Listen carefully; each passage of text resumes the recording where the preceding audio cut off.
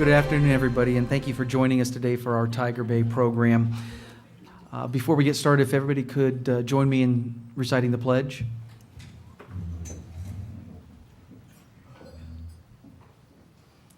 I pledge allegiance to the flag of the United States of America and to the republic for which it stands, one nation, under God, indivisible, with liberty and justice for all.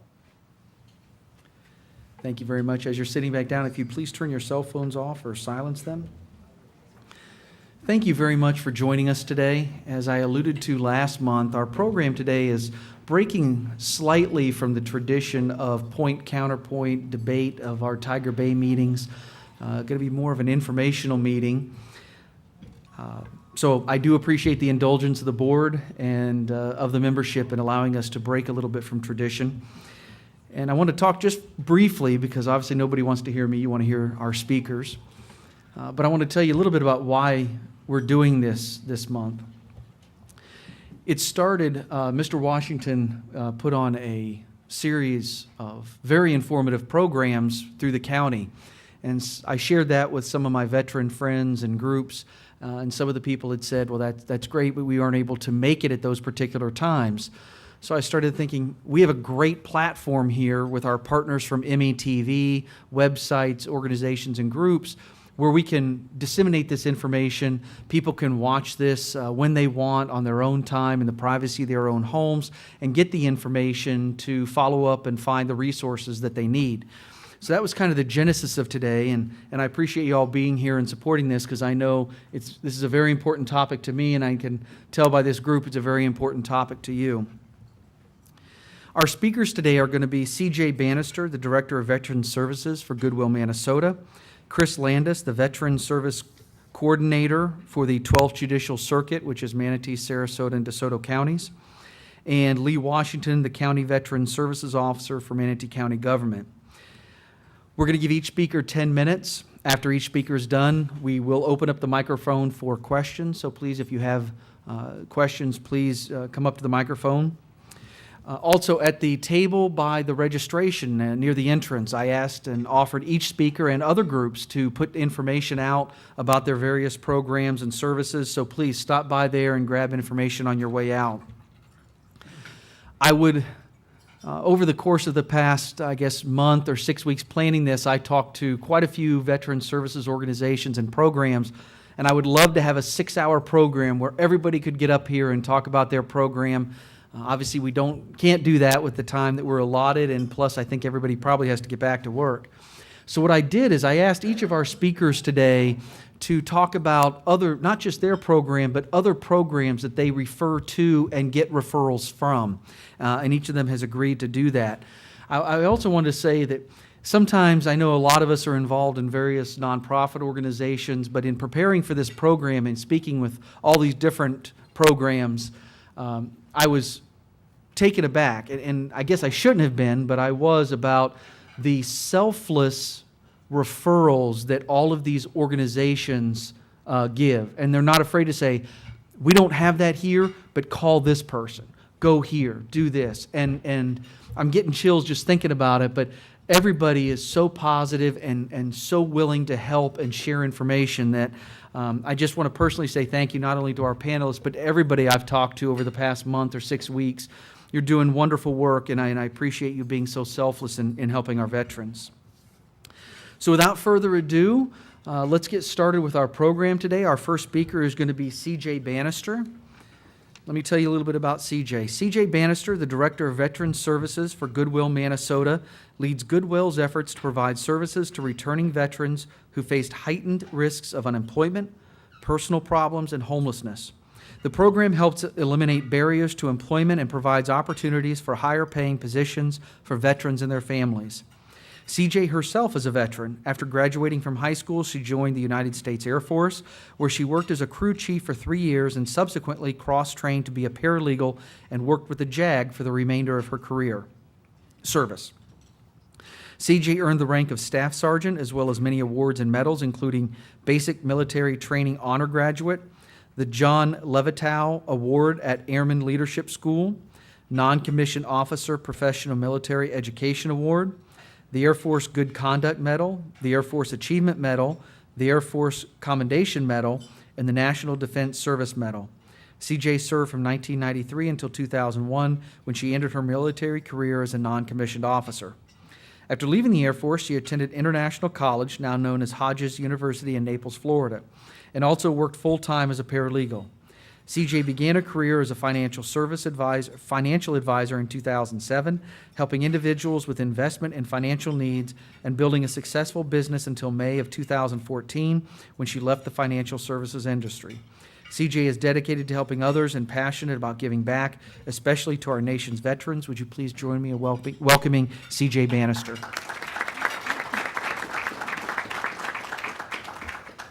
Down. Thank you guys so much for having me. I'm exhausted listening to that. I'm like, did I really do all that? Gosh, I guess I'm getting old.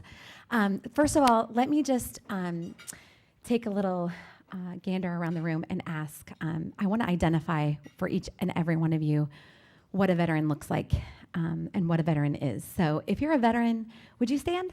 Take a minute. Look around the room. Thank you so much for your service. And I always like to do that because most people, when I tell them I'm a veteran, they're like, what, you're a veteran? This is what a veteran looks like. We're not all suffering from PTSD, but I assure you there are plenty that are. So thank you all for your service. Thank you for having us here to talk about the services that we provide. So let me talk about Goodwill a little bit. Everybody knows what Goodwill is, right? You know where the donation centers are and you can drop off your stuff. It's kind of exciting when you're cleaning out your closets. There's a place to go, right? It's so much more than that. Yes, there's a store. Without the stores, we wouldn't be able to do what we do. But understand, our mission at Goodwill is changing lives through the power of work. And make no mistake, we're doing the same thing in the Veterans Program. Our focus is on employment, the transition between getting out of the military or the struggle after you've gotten out and not found that job or found a future for yourself. I'm passionate about it because it was a difficult transition for me myself. I was a paralegal for the JAG, and you would think that would be easy to transition. However, when I got out and I had my resume out in the community, it took me almost 3 months before I found a job. And as a staff sergeant, I was making decent money before I got out. So it was really it was a big struggle to figure out my place in the civilian world once I got out.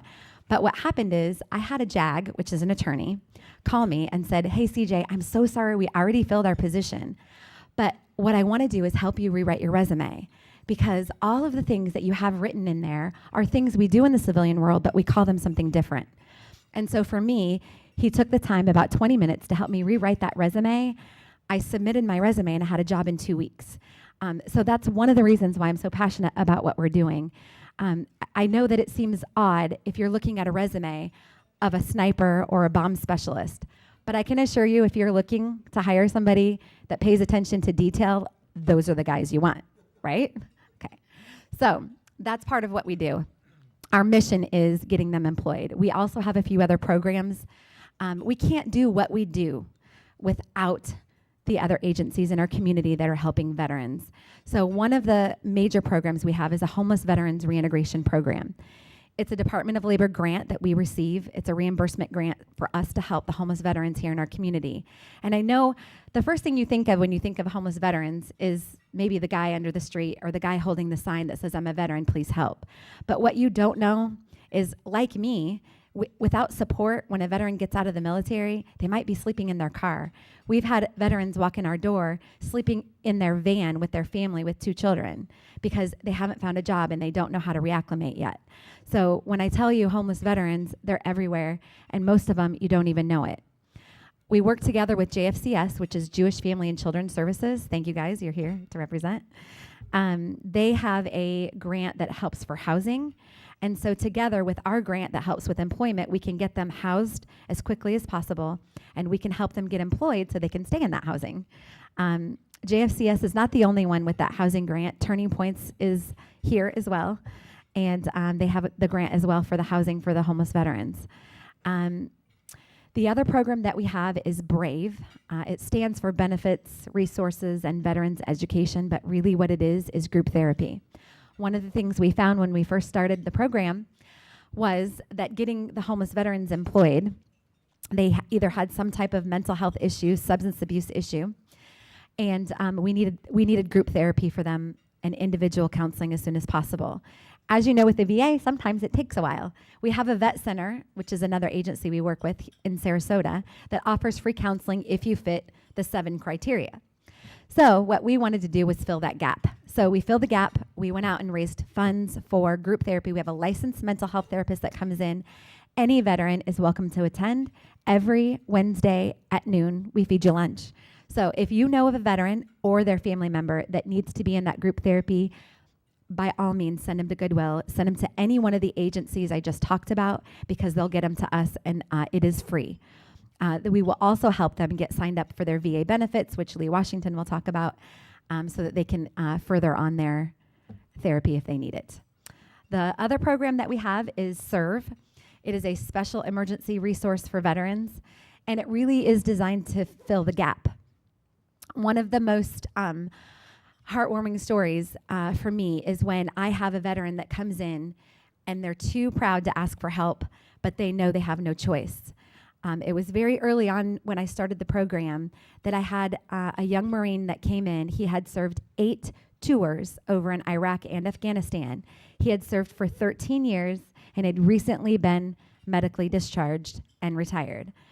But his benefits had not kicked in yet. He and his wife had been all over the world. She did not have a career. She was a stay-at-home mom. They had 2 children at home. And he walked through my door at 4:30 on a Friday afternoon, walking in tall and proud, which means, yes, Ray, he was a Marine. You know a Marine when you see him. That's all I got to say. Or her. Sorry, Ray. Anyway, so he walked in and he said, "I'm looking for Miss CJ." I said, "I'm right here. Come on over." I said, "What can I help you with?" And he was so humble and so embarrassed to ask. He said, "I just got out of the military 3 months ago." He told me his story, and he told me that he couldn't pay his power bill, and they were going to shut it off the next day if we didn't help. And it was in that moment that I knew that we needed to be proactive rather than reactive. And so we raised funds for a program to fill that gap. So since then, we help veterans with their car payment, their insurance payment, or whatnot during that transition time where their benefits haven't kicked in, or maybe they're just falling on hard times. At one point, we had a veteran. He and his wife were both veterans. Their entire home burned down in a fire. And very quickly, we were able to get them a check for $4,000 to help start their home again. I remember when he called me a few days later, he said, "CJ, I don't even know what to do. Do I buy underwear for my son, or do I buy dishes?" And so it was a really difficult transition for him, but we were there and able to help. So next time you're thinking about donating to Goodwill or other agencies, by all means know that when you donate to Goodwill, it really is going a lot farther than you think. We are a nonprofit, and we are making a difference in this community. And again, we can't do what we do without the other agencies. So make sure if you want to learn any more about them, come see any one of us. We have all the details on that and would be happy to share. Thank you so much for having me, and don't forget to shop at Goodwill. Sorry. How you reach me, our website is experiencegoodwill.org, and there's a Veteran Services tab, or you can call our number, 355-2721, and our extension is 451, or just ask for the Veteran Services. Our building, though, just so you know, is on University and Lockwood Ridge, so it's kind of on the county line. If you know of a veteran or their family member, by all means, send them to us, call, stop by, or go to our website. We'd be happy to help. Okay. Thank you. Thank you very much, CJ. Our next speaker is Chris Landis.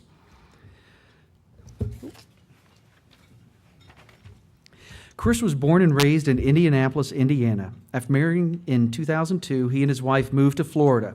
Chris joined the Army National Guard after high school to serve his country and pay for his college education. In 2005, he volunteered to deploy to Afghanistan, but before they could leave the country, he was injured during a training accident. This injury kept him from deploying, but he continued to serve on active duty. For the next 3.5 years, while seeking treatment for his injuries, he provided support to other soldiers preparing for deployment. Chris received a medical retirement and felt like his mission was incomplete. While helping raise 2 daughters, college came back into focus. As a student at the University of South Florida, he was more involved in the local veterans community and helping veterans become the focus of his study. He received his master's degree in criminal justice administration and received the Outstanding Graduate Award for his research in veterans with PTSD and how social supports can reduce the likelihood of veterans entering the criminal justice program system. Chris found his new mission with Veterans Treatment Court. In his position with the court system, he helps veterans get through the criminal justice system, assist in getting them plugged into the VA, and find services within the community to assist the veterans transition back into the community or get back on their feet. Please welcome Chris Landis.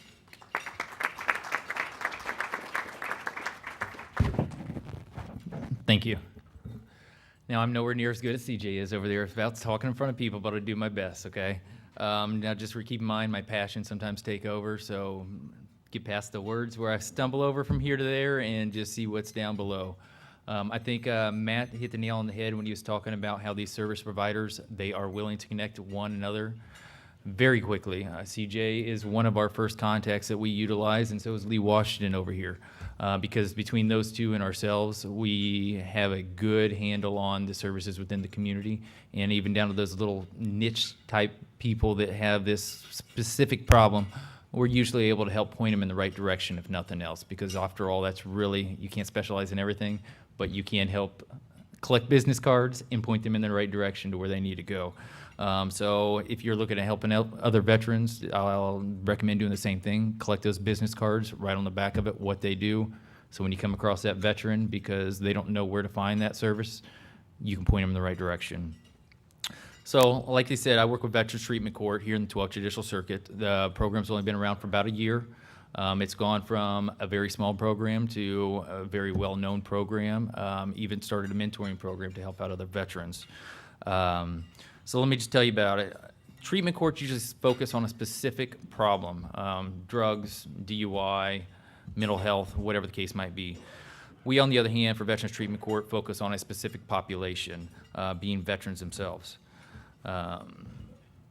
We help those veterans with their transition issues, mental health issues, medical issues, and those going just through a rough patch.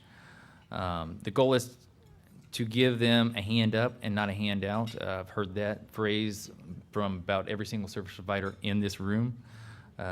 So it is very important. It's a hand up, not a handout. How do we do that? We take the criminal justice system, the VA, and community services to help these veterans, get them plugged back in. So you can't just get them plugged back into the community and then you got the criminal justice hanging over their head and now they're gonna go to jail or something like that. So we take the criminal justice system, the VA, and community services, work together and come up with an individualized treatment plan. For example, you know, somebody may be an alcoholic, so these classes over here for Narcotics Anonymous are not really going to help them as much. So we'll get in touch with the VA if they were a combat vet or they did over 2 years of an active duty service. They have special services for these veterans, 28-day drug rehab, alcohol addiction problems, treatment for PTSD, the whole 9 yards. So that is one of our first specific things that we try to do and get them plugged into the VA. If they have never been plugged into the VA, we send them over here to Lee Washington. Lee Washington will explain what he does specifically, but he is a very, very utilized resource for veterans that don't even know that he exists.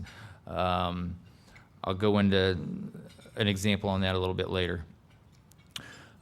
We also help find the resources that help get them back on their feet and get them connected in the community. So how do we do this? Well, I start in the jail. Being in the criminal justice system, I have access to the jail, and I now have a list of all the new veterans that come in on a weekly basis. So I'll go and talk to each and every one of them. I have a contact list. It's got 9 different contacts, and many of them are here in the room today. These are the most important things. I'll sit down with each individual veteran, find out what's going on with them. Do they have safe housing? Do they have employment? Do they have food in their belly when they get home? Did they get injured in the military? Have they ever seen a veteran service officer? This is when they hear, what is a veteran service officer? Now, our generation, they're a lot better at telling you what they are, but in prior generations, they had no clue. So now we're trying to reach out to them and let them know so they can apply for benefits. So we let them know of that. We also get them in touch with Goodwill. My first two contacts, because like you said, Goodwill, a lot of resources come to them and they can all get plugged in because there's a lot of excellent resources that work together with Goodwill and get them all plugged in. And a lot of them are sitting right over here in that section. But it is very important. What I'm working on right now is bringing these services to the jail themselves. I've worked out with the jail that they're going to allow us the opportunity to bring these service providers in, give every single veteran in the jail at one time in one location to tell them what all the services are, give them my contact list, explain it to them. They got a face with a name. So when they come out, they're leaving the jail. Here's this piece of paper again. It's a refresher. So now you need employment. Here's help for employment. Here's help for food. Here's help for clothing. They come out of jail and they're walking to these places many times. So the more resources we can provide them, the better chance they have to actually be productive instead of wind right back up where they started out because they don't know how to get back on their feet. I know that was a long path to there, but so let me explain Veterans Treatment Court a little bit. It's a 12-month program. So we have individualized counselors. We have treatment programs as far as we have groups for each individualized treatment. We have anger management. We have alcohol addiction. We have like NA. We also pair up with groups inside the community. So at the beginning, we try to do it all in-house. We try to assess what the client needs, build a treatment plan, and then go from there. That all usually happens within that first 30 days. During that 30 days also, we try to sit there and get them plugged into community service, at least the basics, so they can figure out food, housing, and everything else, because you can't get them employed unless they got a safe place to put their head. So we also help them out with housing and everything else and plug them in to Turning Points, JFCS, whoever else that we can utilize. We also utilize Veteran Village and Harvest House. All these different programs help us to find rapid housing, whether it be transition or whether they're ready to be on their own. Everybody's got their own needs and their own particulars. But like I said, we try to keep most of it in-house at the beginning. So what do I mean by that? Well, they have weekly group therapies that they have to go to. They have individualized therapy that they have to go to on a weekly basis. The group therapies, they have to do 3 a week. They have to meet with their case managers, and also their counselors to figure out what is still needed. I deal specifically with the veteran service part of it. So if somebody has that issue, they want to go back to college, well, that falls underneath me. I sit there and plug them in because right now there's actually a grant for them to go back to college if they're a homeless veteran. Believe it or not, they pay for your tuition, they pay for your books, and get you plugged in. We have people that are living at Veteran Village, going to college, and working full-time. They're in that transition. It's amazing how far they've come. I could talk about this particular guy for like an hour, but we don't have that kind of time. The big problem is these veterans don't want to ask for help. I had a guy that went 3 weeks, and he was starving. I mean, not physically, but he was hungry, and he didn't have anywhere to go. So he was just going without, finding it where he could. I realized really quickly that these veterans aren't willing to ask for help, but if you help them help another veteran, they themselves get help through that.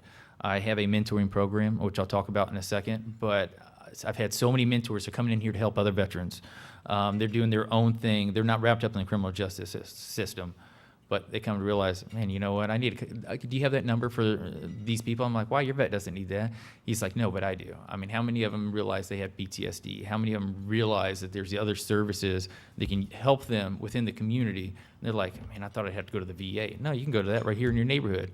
You know, we got the Sarasota Vet Center. You know, it's more privatized therapy, more privatized groups, instead of having to go all the way up to Bay Pines and where that's in your record. It's not necessarily in there, and it's a big deal to these veterans because, you know, veterans like their guns. They're afraid that, you know, for some reason they may lose that, or You've got on the left side, you've got a veteran that all he's got left in life is that honorable discharge. And he thinks, man, if I go to the VA, somehow that will get messed up. Well, no, it won't, but you've got to explain that to him. There's no way to sit there and take that away from him at this point in time.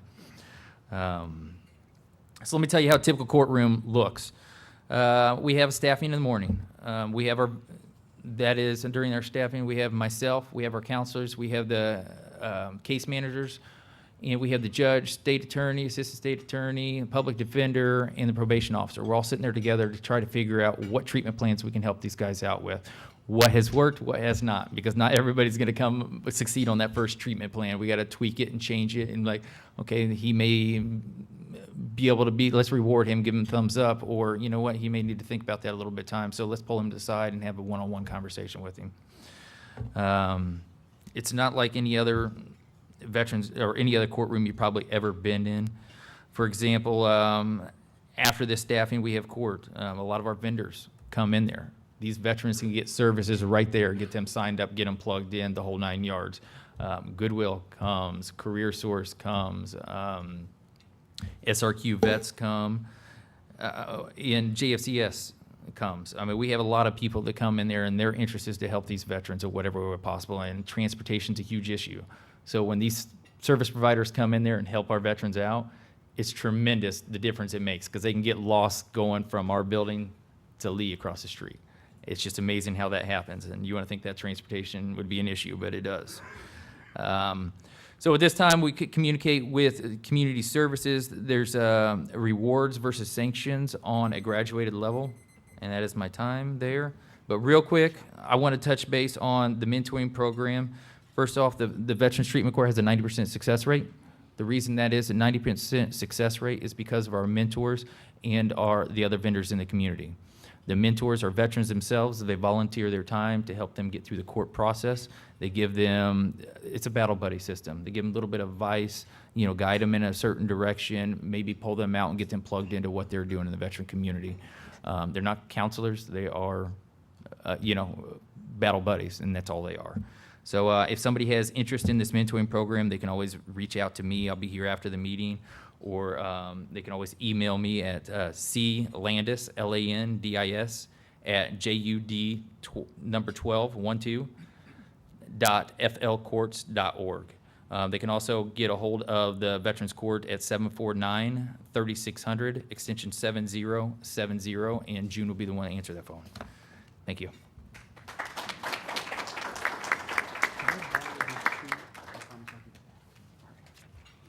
Thank you very much, Chris.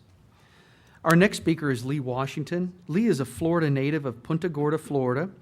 He is an 11-year active duty veteran of the U.S. Marine Corps, serving honorably in many duty assignments throughout the United States and abroad, such as Camp Pendleton, California, Okinawa, Japan, Philippine Islands.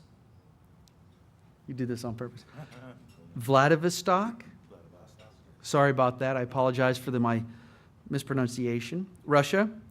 Patuxent River, Maryland, and Kings Bay, Georgia from 1987 to 1998. His previous careers after discharge were as a personal bodyguard, mortgage banker with Bank of America, and Fifth Third Bank. Joining Manatee County government in 2009, Lee now heads the Veteran Services Division. Lee's office oversees federal, state, and county benefits and advocacy for Manatee County's 40,000 veterans and their families. Lee was Manatee County's Employee of the Year in 2013 and is a graduate of Leadership Manatee and an advisor to the Manatee County Veterans Council. Please welcome Lee Washington.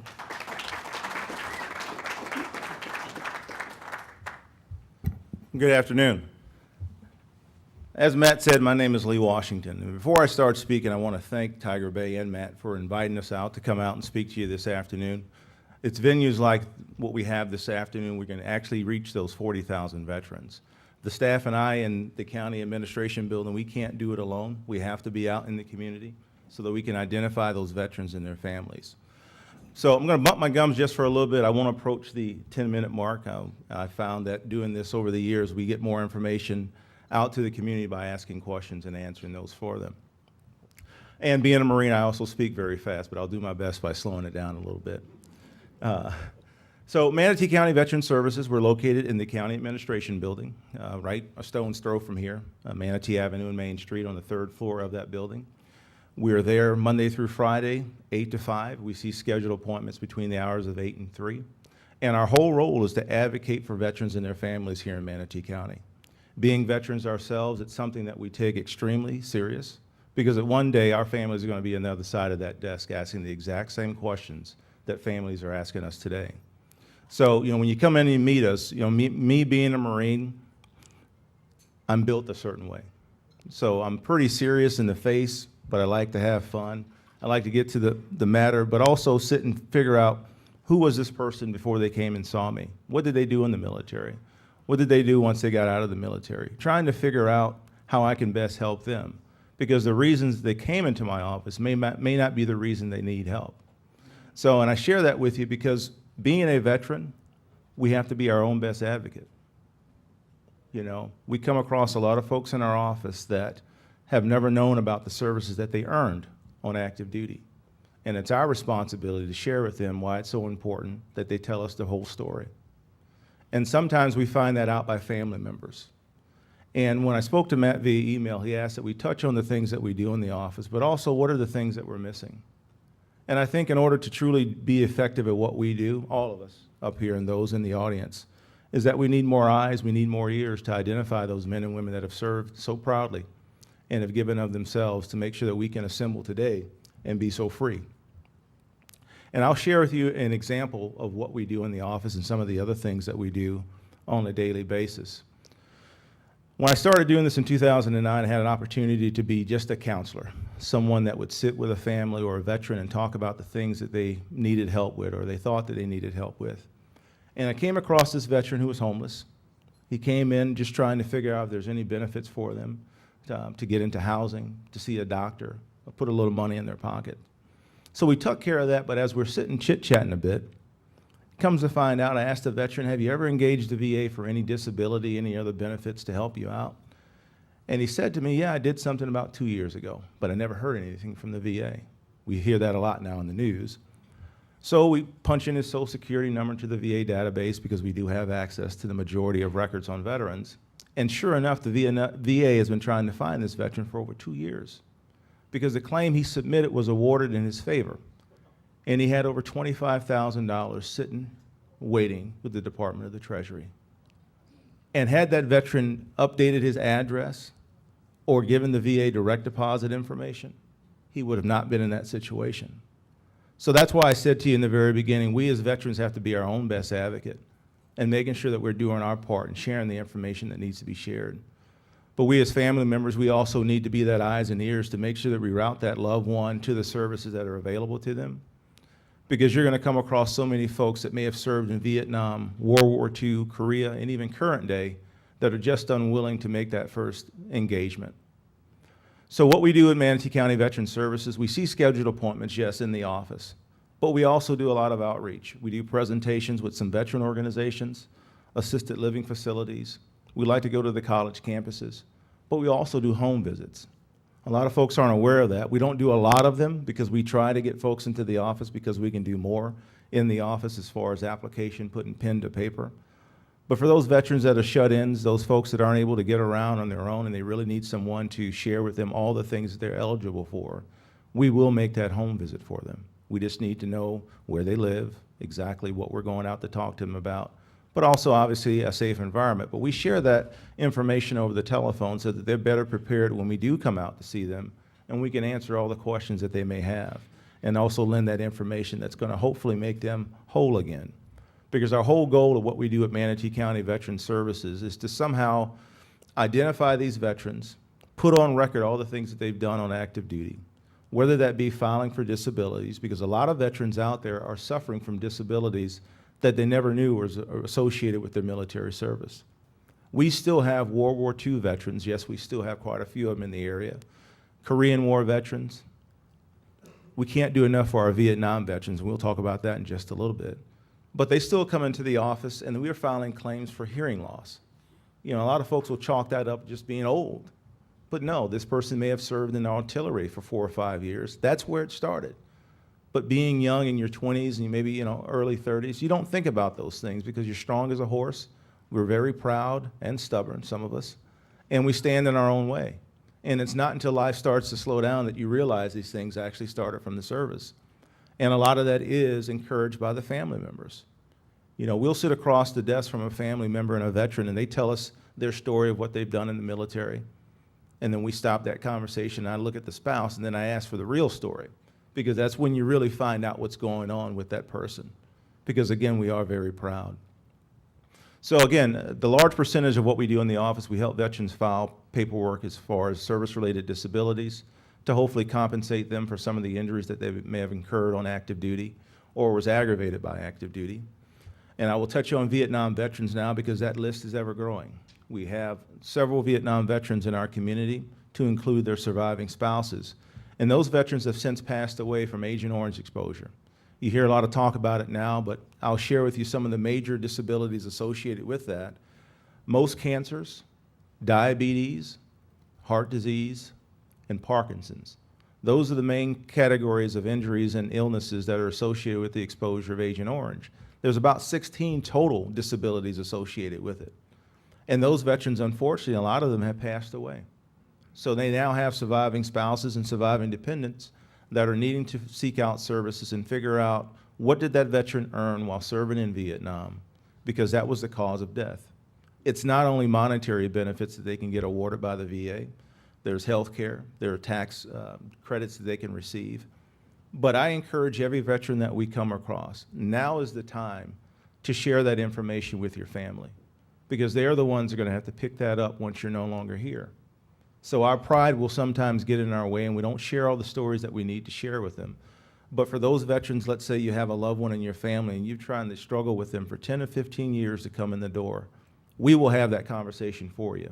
Being a veteran, we can say certain things and we can understand some of the things that they've gone through to encourage them to get in the office and even bring someone with them, because we need to get on record all the things that you went through on active duty and some of the things that you're going through today. The other benefits that we help veterans and their families with are a long-term pension program. The VA has a pension benefit for any wartime veteran and their surviving spouses to afford long-term care. It's more of a reimbursement benefit, and it is income and asset-based, but when you're speaking about long-term care, we all know it's rather expensive. So if an individual doesn't qualify for that today, it's not a lifetime bar. It's something that we can pick up down the road once their eligibility meets the criteria, whether it be for income at that time, or their assets, or their medical need. It's a well underused benefit. A lot of folks just aren't aware of it because, again, at 20 and 30 years old, who's thinking about long-term care? I know I wasn't, and I still don't really think about it, although I sit with families every day. We really need to have a plan in place. And knowing that that benefit is there through the VA can change the world for a lot of folks when you're thinking about budgeting for long-term care. The other things that we assist families with, we're very fortunate here in Manatee County to have an outpatient clinic on State Road 64 and Morgan Johnson Road. It's right next to the Social Security building. You can't really miss it. Great facility. They have outpatient care, scheduled appointments, some radiology, lab work, a women's clinic, mental health, a hearing lab, optometrists, a lot of different things that are offered there in Bradenton. You wouldn't have to navigate the Skyway Bridge to go over the Bay Pines unless it's more of a skill specialty. A lot of those services can be provided right here in town. But we also have a clinic down in Sarasota on Bee Ridge Road. They provide some of the exact same services. I think one of the biggest services that we're seeing now is the mental health component of it. And again, just encouraging those veterans to seek out the services that this community has for them, as well as the state and the Department of Veteran Affairs. So, we encourage a lot of families, at least sit down with us, take a look at what you're eligible for. Let's get you linked up with services, with our community partners that are in the room. I guess I did speak more than 10 minutes. Our community partners that are in the room, and let's figure out how can we get you back to a center. Again, we as veterans, we still have to be our own best advocate, but I will share with you this. You have a lot of veterans today coming back with post-traumatic stress with that diagnosis. Some people call it anxiety, depression. But I will share with you that not every veteran needs medication. Not every veteran needs to sit in a group. Sometimes they just want to be heard. So if we just slow it down for them and be that audience so that they can share with you what's on their mind, that could be exactly all they needed. We shouldn't be in a rush to force the medications on them or figure out or give them a solution to a problem that they may not have. So again, I encourage you just to slow it down a bit and let's listen a little bit more to our veterans. Thank you very much.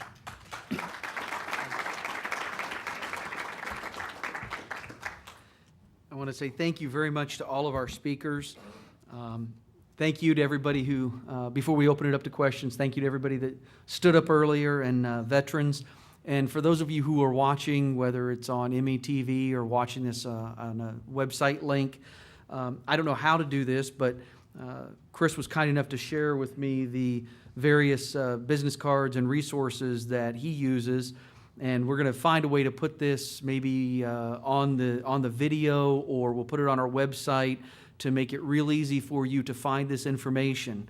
And as you can tell, these programs are run and staffed by veterans, people who have been in your position, know what you went through, know what you're going through, and have helped other people in your situation. And there's no shame in asking for help. Seeing what's out there and what's available. So please check out these resources. If you find yourself having a difficult time, contact these guys. Chris, even though he works for the courts, I'm confident that if you need to call Chris, that he's going to take your call and he's going to put you on the right path for the services of the programs that you need. And as you can hear, they are wide, they are varied, and they are in your own backyard. You don't have to travel, you don't have to go anywhere. They're right here available to you. Just come and find out about it. That's all we're asking. So with that said, we are going to open it up to questions. If anybody has any questions, we're going to keep it to 30 seconds. And again, let us know who it's directed to, whether it's one individual or to the entire panel. And please introduce yourself. My name is Rusty Russell. I am a member of Tiger Bay, and I'm also probably the oldest veteran here now, I'm sure.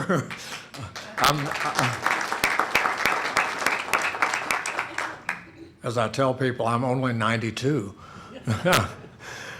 But my question is, all of the amount of veterans that you have not mentioned going into the schools to talk about your service and what you did. I would like to do that myself. I was a Navy CB, and I did the surveying and all of the arrival of the atom bombs on Tinian.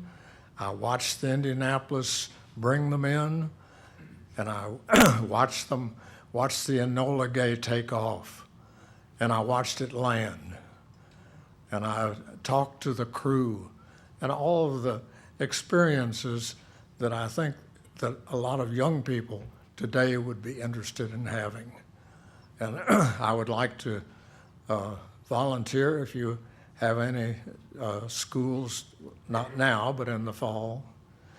And I'm sure there are a lot of other veterans here that would be qualified to talk about interesting experiences. Thank you.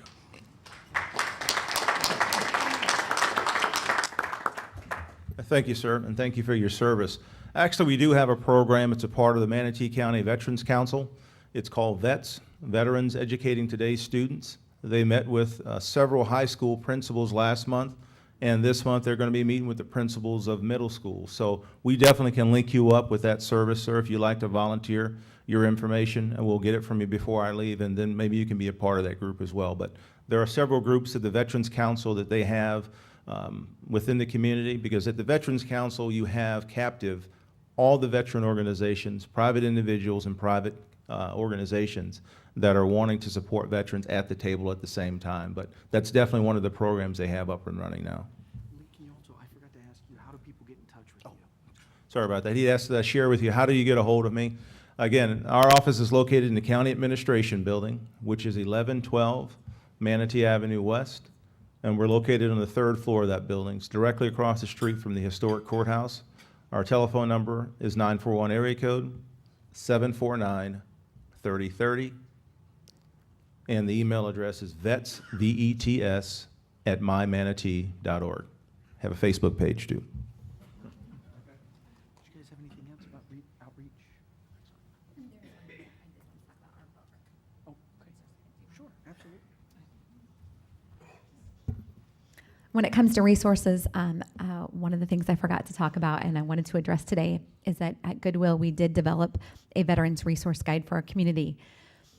We have thousands of them to give away to anyone who needs them. So if you want to hold them in your organization, by all means, just call me. We'll deliver them to you.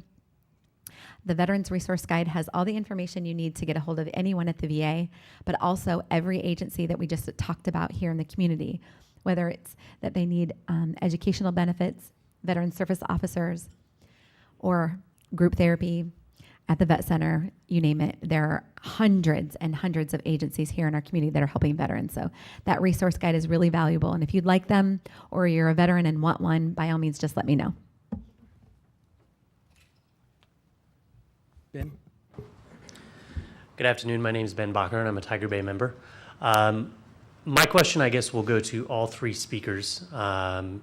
If you could, what stood out in my mind was Ms. Bannister's mention of the veteran who came to her and couldn't pay his light bill or rent because his benefits had not yet kicked in. So for my education and those in the room and those watching online, can you maybe educate us a bit and also identify the reasons why we actually have a system that doesn't immediately start compensating our veterans as soon as they are finished with their active duty service? Why do we have a gap where people are leaving service to the country and are not being helped or repaid in services for that? So if you can maybe identify where that disconnect in your opinion is happening and what can be done about it.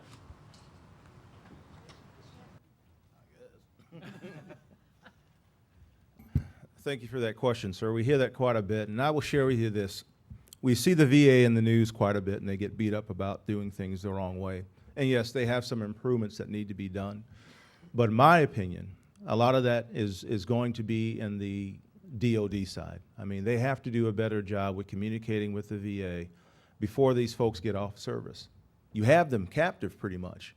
You know, they're still on orders. Before they transition out, why are we not making it mandatory that you start your VA process? Because at the end of the day, once you're out and you go back to rural America, you're really not sure of who you need to be linked up with. What are the policies? What are the procedures to get these benefits started? We're fortunate here in the state of Florida to have an office like mine in each county.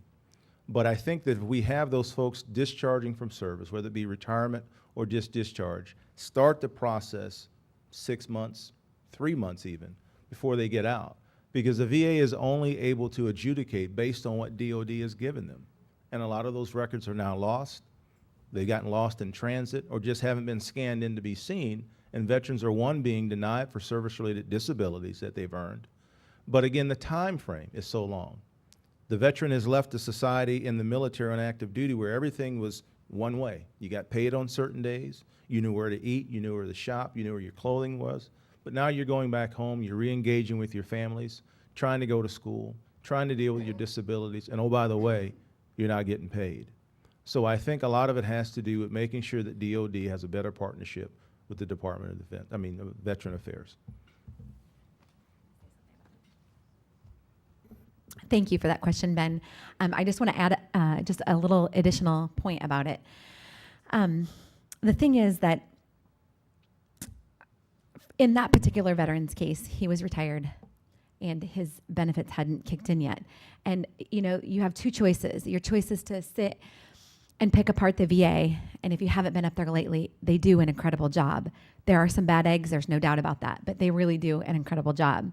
So your choice is to pick on the VA or do something about it. And that's what our agencies are doing. We're doing something about it and filling that gap. But make no mistake, at our Veterans Commission meetings, we have representatives there from our Congress, from the state representatives that are there, taking everything up and letting them know what's happening with our veterans here. So we are engaging actively, always lobbying on behalf of our veterans. And if you want to be a part of that, by all means, just let us know. We'd love to have you with us.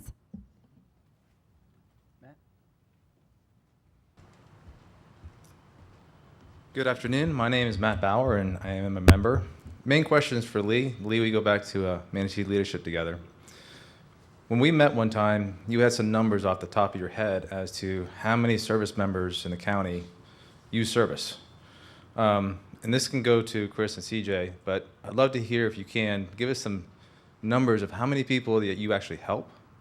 And then with that, based off your staffing, what tool in the toolbox are you missing that you would love to have to be more successful? And you'll answer that, but also a veteran. Yes, also a veteran. Thank Just you. wanted to mention that. Well, to start off with, I mean, it varies day to day. Like I said, I go out to the jail once a week. I can reach anywhere from 10 to 15 people on just that 2-hour window. I constantly have people calling me on the phone. The veteran service organizations in the community reach out on a regular basis because somebody's got some criminal justice issues. So we help out. Numbers is hard to say. It could be anywhere from 30 to 40 different vets in a week. One thing I didn't touch base on is we also have a left lane. So if somebody's working with one of these service providers and they have a criminal justice issue that's from their past, we'll also help them take care of that kind of stuff and get them plugged into all these services that we're out providing for the ones that are coming out of the criminal justice system now. So it could range anywhere from 40 to 50 individuals on a weekly basis. And we're also maintaining, I've got a client load right now of about 35 to 45 veterans on a regular basis too, where we're getting them continually plugged in on as they progress new services that they need at that time.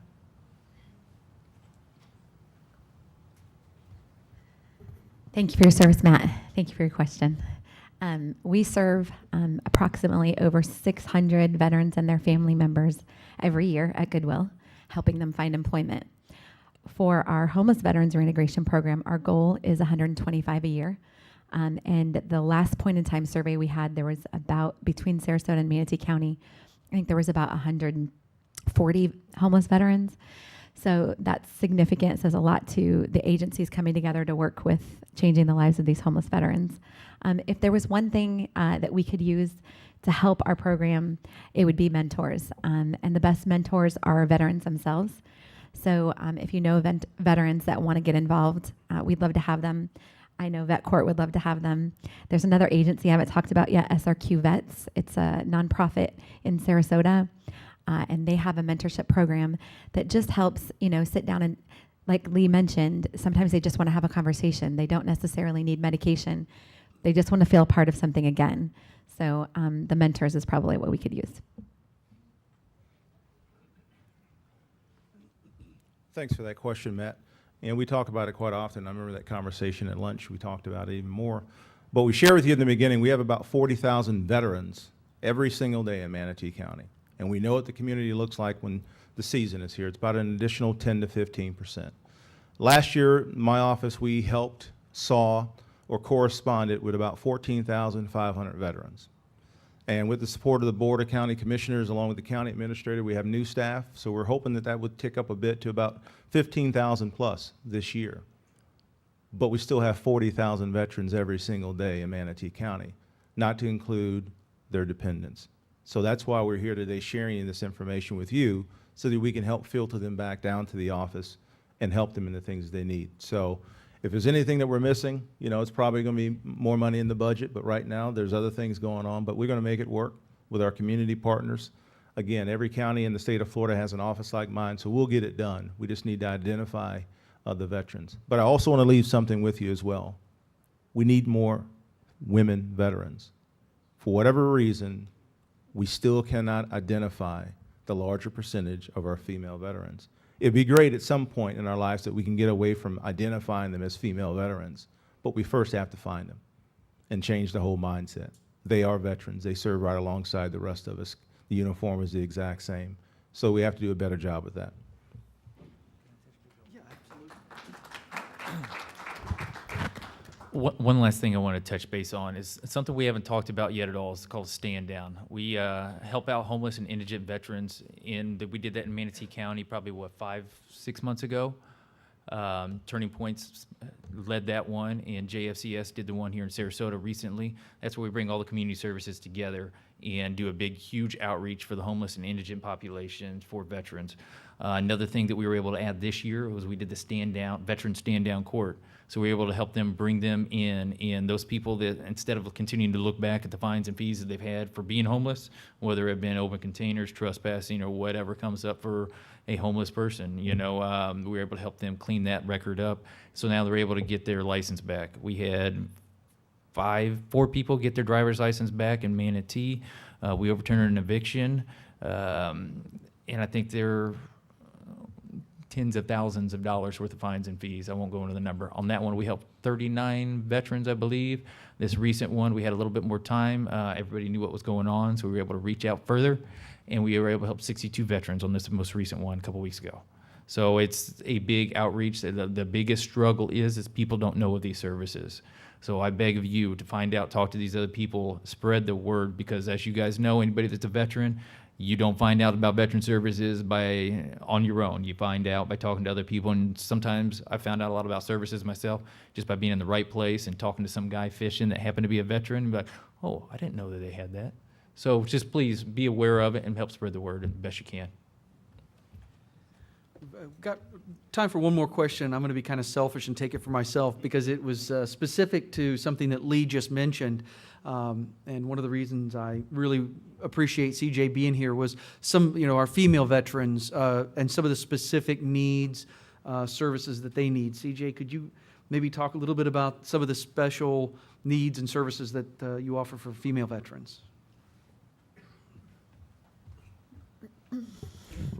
Well, I guess I first have to say I don't like being identified as different than my male veterans. So I don't think any of us do, and I think Ray would probably say the same thing. That being said, there are special needs that need to be considered because there are things that have happened in the military, what we call military sex trauma, we call it MST, that happens to both men and women. And so there are special circumstances that women will not identify as a veteran because of situations that they've been through that they're not willing to talk about. But also, from my point of view, when I got out, it took me probably 8 to 10 years before I identified as a veteran. When I got out, I didn't retire. I spent 8 years serving, and they said, good luck. You have a GI Bill to go to college, and that was great. That's why I joined. But I didn't really know, and my thought was a veteran was someone who was in the Vietnam War. And it wasn't until I started talking to people and someone said, I thought you served. And I said, yeah, of course I did. And they said, oh, well, then you're a veteran. And it took a long time before I went in and sought that. So I think the idea here is to talk to, if someone says, I served, then, let them know that there's services out there and there may be benefits that they didn't know about. I certainly didn't. And I got to tell you, I wish I had known when I was going through school about those benefits.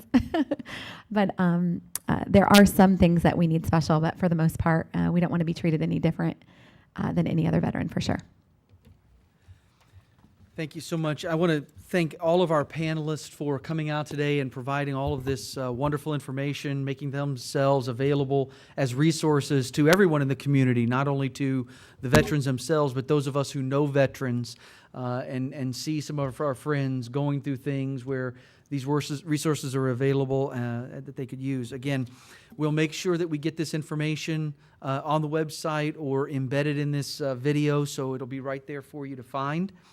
As you know, every month we do the Tiger by the Tail Award, which goes to the best question, and I, again, selfishly held on to that. And this month, it has got to go to one of our veterans, one of our longtime Tiger Bay members, and someone who asked a great question, and not only that, but is willing to volunteer his services as an example for us all. So Rusty Russell, I want to give you the Tiger by the Tail. And we'll make sure we get your number so we can get you involved. The last thing I wanted to finish with was, we can all help. No matter who you are, whether you served, you didn't serve, and there's so many different ways you can do it. A law firm that I used to be involved with got really involved with Minnesota, with Goodwill, and started a program. And raised funds, and we gave scholarships to veterans to go to USF Sarasota Manatee, MCC, the different programs privately, right? We decided to do this. My partner, Bill Robertson, there's a plug for Bill at Kirk Pinkerton. He wanted to do something, contacted Goodwill, and all of a sudden there was a whole program, and Goodwill helped our firm administer that, found the veterans that needed these services and these scholarships, books and everything else, and it really grew there. So pick up the phone and call these guys. They would love to have help, and it's not just money. Obviously, money is great, but if you have special expertise, legal expertise, financial expertise, things, access to resources, education, please call and offer that, because it's greatly needed in addition to your time.